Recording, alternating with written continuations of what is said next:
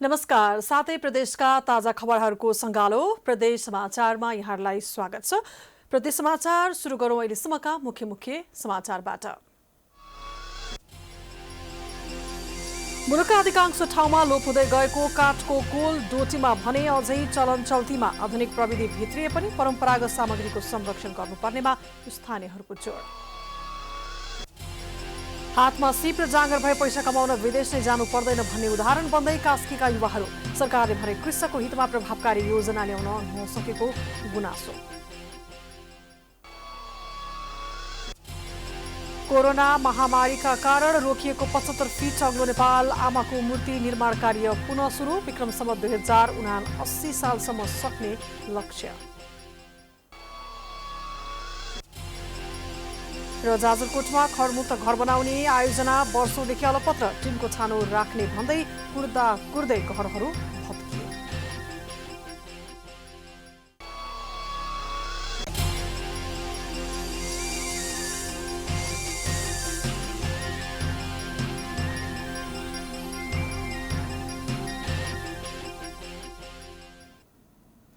आजको प्रदेश समाचार सुरु गरौँ सुदूरपश्चिम प्रदेशको डोटीमा काठको कोलको प्रयोग सम्बन्धी समाचारबाट।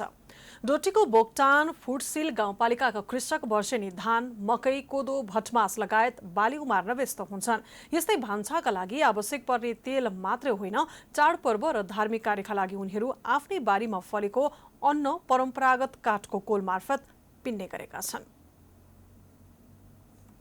जो कोहीलाई यो कोलले सामान्यतया लोभ्याउने गर्दछ। सहरिया जीवन जस्तै यहाँका स्थानीयलाई भागदौडपूर्ण जीविकोपार्जनसँग खासै कुनै लिनुदिनु छैन। उहाँहरू सुखी जीवन बाँच्न चाहन्छन्। त्यसैले उनीहरूले पुस्तौँदेखि काठको कोलबाट तेल निकाल्ने परम्परालाई जोगाइराखेका छन्।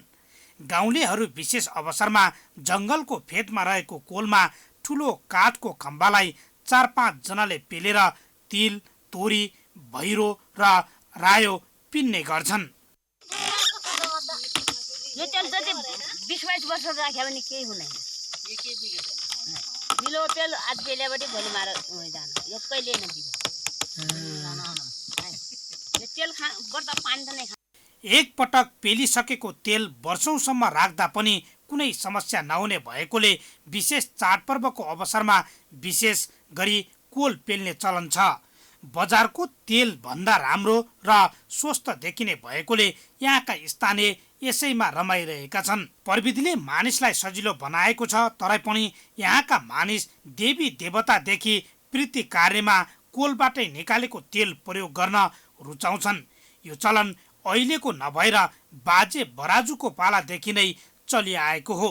परम्परागत काठको कोल जिजु बराजुको पालादेखि रही आएको, आफू बच्चै अवस्थामा हुँदा आधुनिक मिल नभएको समयदेखि चल्दै आएको हो। सफा शुद्ध हुने भएकोले महिलाहरू यतैपट्टि लोभिएका हुन्। कोलको बारेमा भन्दाखेरि अब जस्तै हाम्रो पुरानो परम्परागत भनिन्छ, त्यसलाई पुरानो हाम्रो बाजे जिजु बाजेले त्यो कोल पेलेको हुन्छ र कोल यसरी आधुनिक समयमा पनि कोलको संरक्षण र सम्वर्धनका लागि सम्पूर्ण गाउँलेको यत्तिकै सहयोग रहिआएको छ। देशका कतिपय ठाउँमा भएका पुराना चिजहरू नष्ट भइरहेको अवस्थामा पुर्खाको नासोलाई बचाइराख्न स्थानीय तहले पनि काठको कोलको संरक्षणमा तल्लीन देखिन्छन्। होइन, एउटा आधुनिक वैज्ञानिक र यो हाम्रो पुरानो बाबुबाजे होइन हाम्रो पुर्खाहरूले एउटा तपाईँको उद्योगकै रूपमा भन्नुपर्छ यसलाई। पहिला पहिला हामीले सुन्ने गर्थ्यौँ कैलालीतिर पनि हाम्रो डोटीका मान्छे अथवा हाम्रो यो बोक्टान फुस्ली गाउँपालिकाका मान्छेहरू कोल पेल्नका लागि कैलालीसम्म पुग्थे भने त्यो एउटा उद्योगकै रूपमा पनि त्यसले लिएको थियो। अथवा त्यसबाट होइन काठ ढुङ्गा जोडेर बनाएको एउटा कोल जहाँ तपाईँको 2 जना 6 जनाले त्यसलाई मजाले गर्न सक्ने होइन, 4 जनाले पनि त्यसलाई चलाउन। पहिला यस स्थानमा टाढा टाढादेखि कोल पेल्ने आउने मानिस यसै कोलमा तेल पेल्ने गर्थे। तर गाउँ गाउँमा मिल प्रवेश गरेपछि अचेल प्रायले तेल पेल्ने छोडिसकेका छन्। विश्वको आधुनिकीकरणसँगै देशमा मेसिनहरूको प्रयोग वात्त बढेको अवस्थामा पनि डोटीका स्थानीयले आफ्नो परम्परालाई जीवन्त राखेका छन्। प्राइम टाइम्स टेलिभिजनका लागि डोटीबाट एकेन्द्र चन्दको रिपोर्ट। अब गण्डकी प्रदेशको कास्कीमा युवाहरू कृषि उद्यमतर्फ आकर्षित सम्बन्धी समाचार। काम गर्न सके जे गरे पनि राम्रो, काम पाइएन भनेर भौतारेर हिँड्नुपर्ने अवस्था पनि नरहने र विदेश जाने लगानीले स्वदेशमै केही गर्न सकिन्छ भन्ने सोचका साथ युवा पुस्ता कृषिमा आकर्षित हुन थालेका छन्। तर सरकारले भने कृषकको हितमा प्रभावकारी योजना ल्याउन सकेको छैन। हातमा सिप र जागर भए पैसा कमाउन विदेश नै जानु पर्दैन, स्वदेशमै केही गर्न सकिन्छ भन्ने सोचका साथ पछिल्लो समय नयाँ पुस्ता कृषि पेसामा आकर्षित हुन थालेका छन्। विदेशमा जान तयार पारेको पैसा कृषिमा लगानी गरेर फारम सञ्चालन गरेको पोखरा तेह्रकी शान्ता श्रेष्ठले बताइन्। उनले भाडाको जमिनमा धान, फूल, मौसम अनुसारका तरकारीहरूको खेती गरेको र आम्दानी पनि राम्रो हुने गरेको बताए। उनले 16 लाखको लगानीमा बन्दीपुर कृषि फारम सञ्चालनमा ल्याएको बताउँदै गर्न सके कृषिमा राम्रो भविष्य भएको र कामकै लागि विदेश जानु नपर्ने बताइन्। यो सिग्देल मार्गमा जग्गा निजी भाडामा लिएर मैले मेरो श्रीमान विदेश जाने लगानी चाहिँ विदेश जाने भनेर आफ्नै नेपालमा गरौँ रोजगारै, विदेश गरेर पनि के गर्ने भनेर नेपालमै रोजगार गरौँ भनेर मैले यो कृषि फर्ममा मैले 15-16 लाख रुपियाँ लगानी गरेर म यहाँ कृषि योग्य देशमा कृषिकै अब यस्तो उत्पादक गरौँ भनेर मैले यहाँ लगानी गरेको छु। सञ्जीवनी कृषि तथा पशुपक्षी फारमका सञ्चालक विश्वप्रकाश सिग्देल कृषि पेसाबाटै सिग्देलले मौसम अनुसारका तरकारीको उत्पादन तथा बिक्री वितरण गर्दै गरेको बताउँदै कृषि पेसा सरकारको प्राथमिकतामा नपर्नु दुःखद भएको बताए। यो तरकारी त लाउने भने मैले करिब 2 रुपैयाँ जग्गामा पनि तरकारी उत्पादन गरेर ल्याएको छु। म आफू प्रयोग गरेर रहेको छ, मैले बजार पठाउने हो। मैले अहिले मल नपाएर कृषिमा त्यो डिएपी मल युरिया मल नपाएर तरकारी पनि भएको छैन, धान पनि भएन, धान पनि फलेन, गयो लाइन बस्यो, अन्तिम बेलामा मल छैन। 5 पटक 10 किलो मल ल्याउन म 5 दिन लाइनमा बसेँ। यस्तो अवस्था छ। विदेशमा जानुभन्दा स्वदेशमै केही गरौँ भनी पोखरामा जेठो बुढो धानको व्यावसायिक खेती गर्दै आएका तीर्थराज सापकोटाले सरकारले समयमा मल उपलब्ध गराउन नसक्दा आफूले लाखौंको क्षति बेहोर्नु पर्ने अवस्था आएको बताए। अब हामीले खेतीपाती गरिरहेका छौँ, तर बेला मल पाइएन। नपाइएको कारण अब हाम्रा सरकारी पदहरूमा बस्ने मन्त्रीहरू, कृषि मन्त्रीहरूले नि उपलब्ध हुँदैन। त्यस्तै कुरा गर्नुहुन्छ, भगवानहरूलाई पुकार्नुहुन्छ। त्यो भएर हामी त जीविका निर्वाह गर्न कृषि पेसामै तल्लिन्छौँ। आजसम्म 10-12 वर्षसम्म भयो। हामी कसरी चल्ने, के गर्ने, हामीलाई नै हेर्न पर्ने स्थिति छ। खेतीयोग्य जमिन बाँझै राखेर वैदेशिक रोजगारीका लागि विदेशी नै युवा पुस्तालाई कृषिमा आकर्षित गर्न सके कृषि क्षेत्रबाट देशलाई समृद्ध बनाउन सकिन्छ। कास्कीबाट अनिता घिमिरेको रिपोर्ट। प्रदेश समाचारमा पालो भएको छ विश्रामको।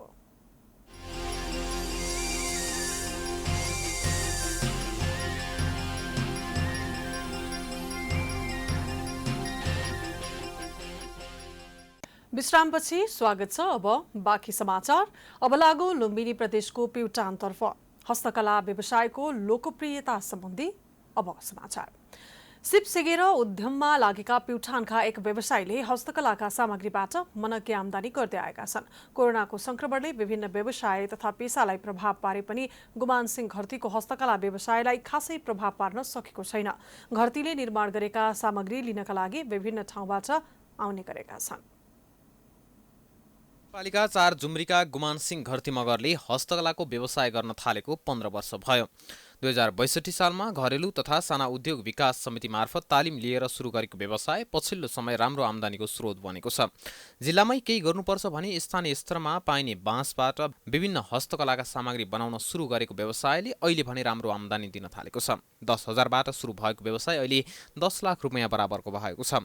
बाँसबाट निर्माण भएका सामग्री घर, होटल, रेस्टुरेन्ट तथा कार्यालय सजावटका लागि लग्ने गरेका छन्। यो मेटेरियल अरू कच्चा बनाएर खाक्सी, ट्रपिकल, सुलेसन डनराज यिनी भनेको बजारमा हाटबजारमा पाइने चिज हो। 62 सालदेखि यो तालिम लिएर जब 62 सालदेखि हामी सबै परिवार 3 जना परिवार ठुलो पनि छन् 3 जना परिवार यसैमा आत्मनिर्भर भएर हामी 3 जना परिवारले लागि परेका छौँ र मासिक त्यही हो 35 देखि 40 सम्म हामी दुवैजनाले यो खसाल्छौँ र यसैमा सबै प्रयोग गर्ने गरेका छौँ। बाँसबाट निर्माण गरिएका सामग्रीहरू राम्रो, टिकाउ र सस्तो हुने भएकाले ग्राहकको रोचाइमा परेको छ। घरतिली लकडाउनको समयमा पनि थुप्रै सामग्री निर्माण गरेका छन्, तर कोरोना संक्रमणको जोखिमका कारण सोचे जति सामग्री बिक्री हुन सकेको छैन। अहिले त लकडाउनले धेरै समस्या लिएको छ। अब चैतदेखि लकडाउन भएको, अहिले माल स्टक थुप्रो स्टक मात्रै भइरहेको छ, बाहिर बिक्री गर्न जान पाइएको छैन। अनि हामीलाई अलि समस्या गाह्रो भइरहेको छ छाक तार्न, किनभने माल स्टक छ अनि हिँड्न घुम्न दिएको छैन सबै। अब पुलिस प्रशासनले अब आफूलाई पनि हो यो लकडाउन, आफ्नो जीवनको लागि पनि हो। उद्यमी घरती मगरले हस्तकला सामग्री बिक्री वितरण गरी परिवारको पालन पोषण मात्र होइन घर समेत बनाउन सफल भएका छन्। उनले गरेको व्यवसायमा श्रीमतीको पनि साथ रहेको छ। परिवारसँगै बसेर गरेको काम र कमाइबाट श्रीमती समेत खुसी छिन्। देख्न नपाउने, अब कसले कता दुःख पाएको छ कसले कता दुःख पाएको छ थाहा नहुने त्यस्तो छैन। सँगसँगै साथमा बसेर काम गर्न पाइएको छ। विदेश गएर 10,000 कमाउनु र साथमै बसेर 5,000 4,000 कमाउनु पनि अब त्यहीले जित्छ जस्तो लाग्छ।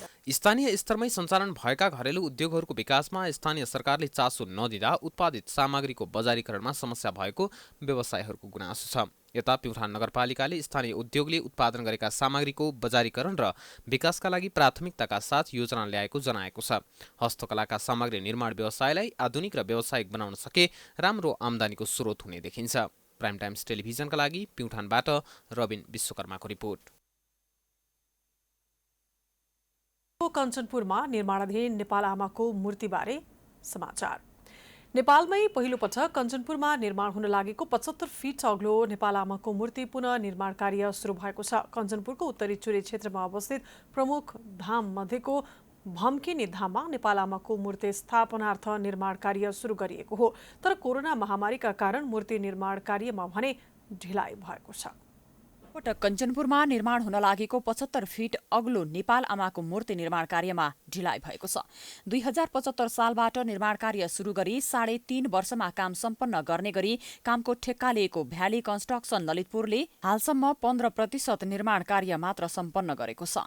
केही प्राविधिक समस्या र कोरोना महामारीका कारण निर्माण कार्यमा ढिलाइ भएको भन्दै अहिलेसम्म 50% काम सकिने, तर कोरोना महामारीका कारण भारतीय कारिगर कामदार आउन नसक्दा समस्या भएकाले मूर्ति निर्माणको सम्पूर्ण काम सक्न तोकिएको समयभन्दा कम्तीमा पनि 5-6 महिना बढी लाग्ने ठेकेदार मनोहर महर्जनले बताएका छन्। कोरोना नभए भए त यो पनि अलि जान्थ्यो होला। अब कोरोना गर्दा काम चाहिँ अलि डिस्टर्ब भएको छ। लगभग हामी 3-4 महिना घरमै बस्यो। कोरोनाले गर्दा अलिकति मुस्किल होला कि अलिकति 6-7 महिना या वर्ष 1 सालको माथि जान्छ होला। कञ्चनपुरको भीमदत्त नगरपालिका 8मा अवस्थित भम्किनी धाममा नेपाल आमाको मूर्ति निर्माण कार्यको सुरुवात जगतगुरु मोहन शरण देवाचार्यले गरेका थिए। हालसम्म मन्दिरको जग निर्माण गर्ने र नेपाल आमाको मूर्तिको आसनका लागि आवश्यक पर्ने कमलको फूल मात्रै निर्माण गरिएको छ। पनि अब विभिन्न फेरि अर्को कुन चरण छ काम गर्ने धेरै चरण भएको छ। अनि यो पछि हामी यो कमलको आसन भयो, यो पछि हामी माथि जीवनमा माथि आउँदैछौँ। यो सकेपछि 25 देखि 30 टनको अनुमान गरिरहेको छ हामीले अहिलेलाई। ठ्याक्कै त्यति त जान्छ भन्ने त गाह्रै छ। मूर्ति निर्माणका लागि 10 करोड 81 लाख रुपैयाँमा ठेक्का सम्झौता गरिएको मूर्ति निर्माणमा 25 देखि 30 टनसम्म अष्टधातु लाग्ने अनुमान गरिएको छ। धार्मिक पर्यटकीय मनमोहक भम्किनी धाम क्षेत्र विकासका लागि नगरपालिका र स्थानीयले चासो देखाउँदा कोरोना महामारी भन्दा पहिले बाह्य तथा आन्तरिक पर्यटकहरूको घुइँचो लाग्ने गरेको थियो। तर अहिले सार्वजनिक स्थलमा भीडभाड नगर्न स्थानीय प्रशासनले रोक लगाएसँगै भम्किनी धाममा पर्यटक पुग्न सकेका छैनन्। 20-25-30 जनाहरू हुन्थे, आउँथे जान्थे भजनहरू गरिरहेको थिए। अहिले एकदम कम छ। अहिले यो कोरोनाले गर्दाखेरि एकदम कम सबैमा सचेतना आइसक्यो। अब खाली भिडभाड नगरौँ अनि चाहिँ खाली त्यहाँ बसेर भजन कीर्तन गराउँदा घरै भजन कीर्तन गर्ने भन्ने सरकारको पनि मान्छे सहाय भए हुनाले यहाँ पनि समितिको पनि त्यही भएर घर घरमा गर्छ हाम्रो भजन कीर्तनहरू। आजा पूजा पनि घरैमा गर्नुपर्ने बाध्यता छ। भम्केनी क्षेत्रमा नेपाल आमाको मूर्तिसँगै सुदूरपश्चिमका 9 जिल्लाका प्रमुख देवी देवताका कुण्डहरू पनि निर्माण गरिएका छन्।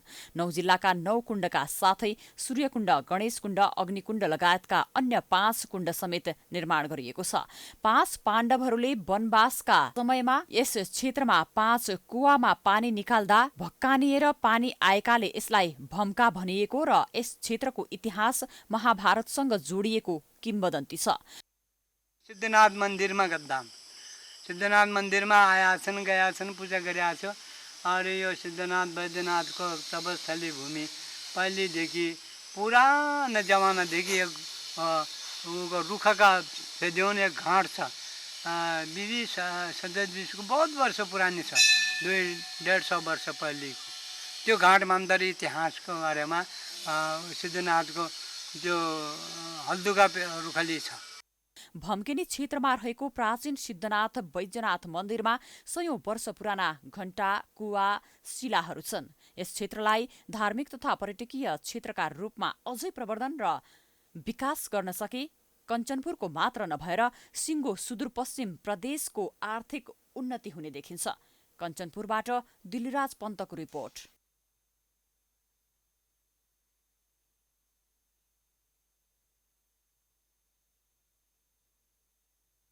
प्रदेश समाचारमा पालो भएको छ विश्रामको।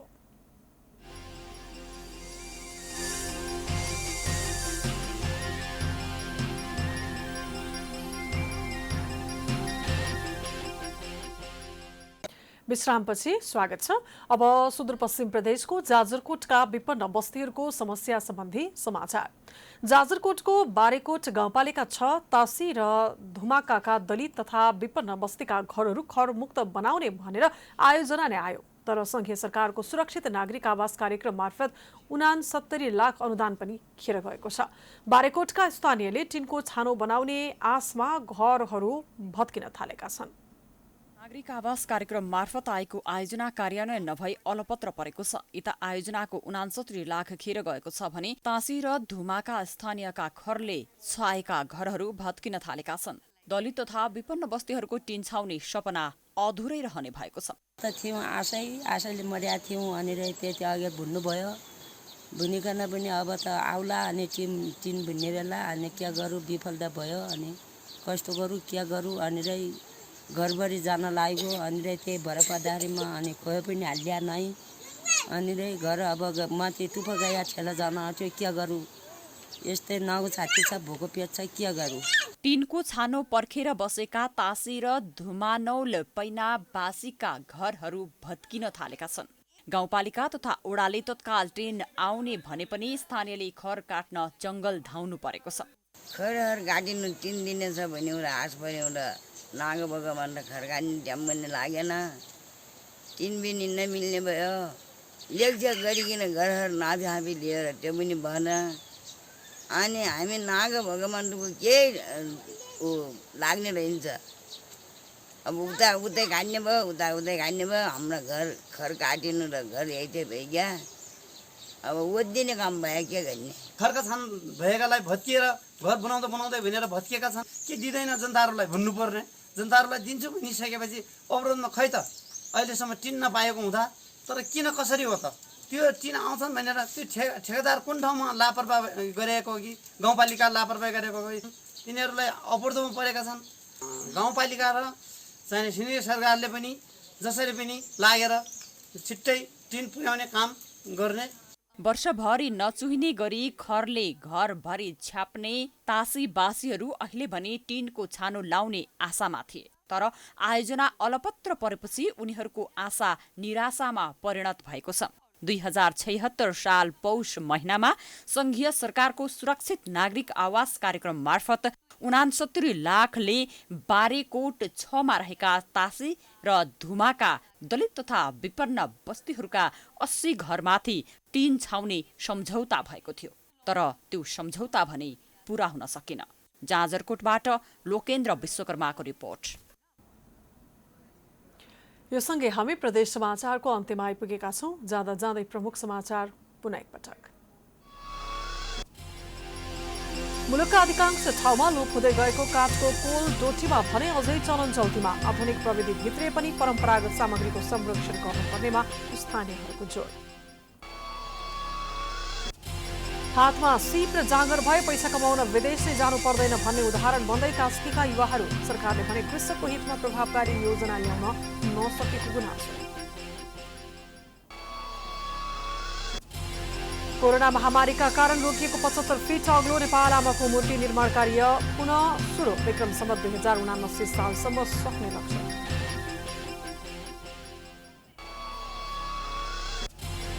र जाजरकोटमा खडमुक्त घर बनाउने आयोजना वर्षौंदेखि अलपत्र। टिनको छानो राख्ने भन्दै कुर्दा कुर्दै घरहरू भत्किए।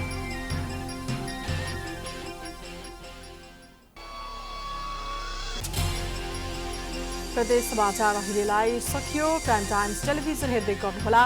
नमस्कार।